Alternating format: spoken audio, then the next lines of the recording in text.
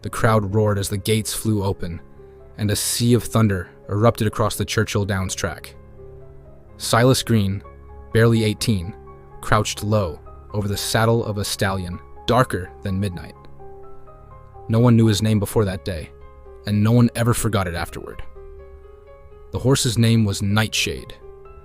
It hadn't been on any list, hadn't been seen in practice.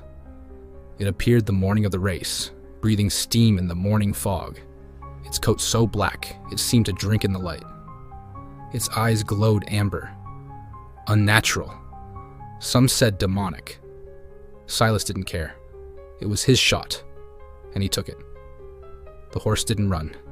It glided. It devoured the track, leaving the other racers in its wake, stunned and helpless. The crowd cheered as Silas passed the finish line. But the cheer turned to screams. He fell forward on the saddle, convulsing, foam at his mouth, blood from his nose. By the time medics reached him, he was gone. Nightshade vanished by nightfall. No one saw it leave. And Silas Green? Buried without ceremony in a plot behind the stables, the headstone ordered removed after a string of staff deaths. They said it was a freak tragedy, but the whispers said different. They said Nightshade came back. The rising star Marcus Vale had never believed in curses. Superstitions were for losers. He was 22, cocky, undefeated, and riding the wave of Derby season buzz. Interviews, photo shoots, brand deals. Everyone called him the Meteor. He arrived at Churchill Downs the Monday before the race, expecting to be paired with High Row, the crowd favorite. But when his agent met him with a pale face and trembling fingers, Marcus knew something was off. "You're not riding High Row," he said. Marcus laughed. "What? Who else could they possibly—" "New entry, late arrival. You're on Shadewalker." Marcus blinked. "What the hell is that?" The answer came with a photo. A blurry, grainy security cam, still of a black stallion.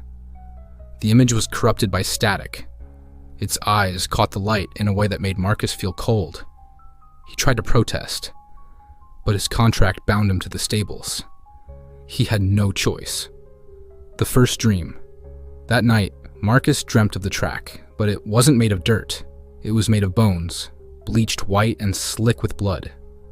The grandstands were filled with faceless shadows, swaying in unison. And there, at the far end, stood a massive black horse. Not a horse, a thing. Its mane floated like smoke. Its hooves glowed with embers. When it opened its mouth, it spoke. But not in words. In the sound of screaming metal, broken bones, and stampeding fire. He woke up gasping, soaked in sweat. On his chest were 4 circular bruises, like hoof prints. He didn't sleep the next night. The stable boy's secret.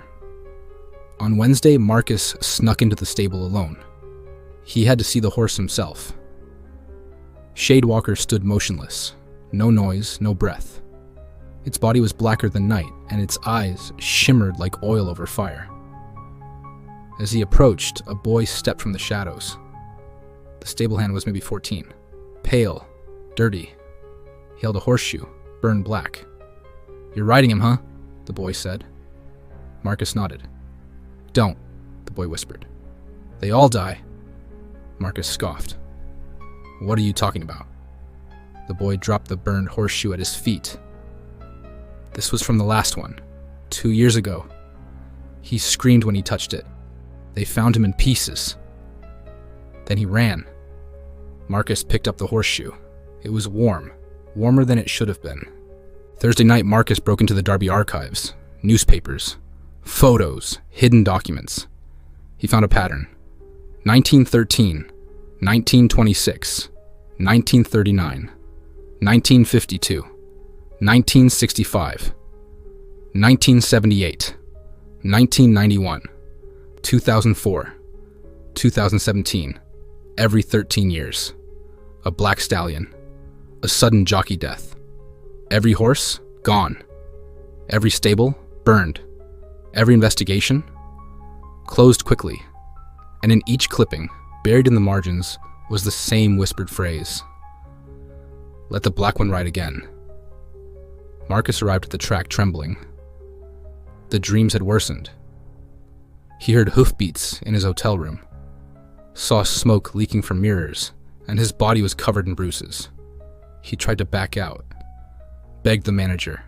Too late. The cameras were live. The sponsors were watching. At the starting gate, Shadewalkers stared at him with knowing eyes. When the gate flew open, the stallion exploded forward. The other horses panicked, neighing, veering. Shadewalker stayed laser-focused. It ran not with speed, but with vengeance. The crowd's cheers became distant, garbled, static. Marcus screamed. He wasn't riding the horse. He was being taken. As they crossed the finish line, the screen went white. The only sound picked up by the cameras was a whisper. Again. Marcus Vale's heart stopped at 2:17 p.m. Cause unknown. Shadewalker disappeared that night. No prints, no sign. Only one thing remained. In the dirt of the track, perfectly indented, hoof prints spelled a message. "Let me ride again." Now it's 2025. The 13-year cycle is broken.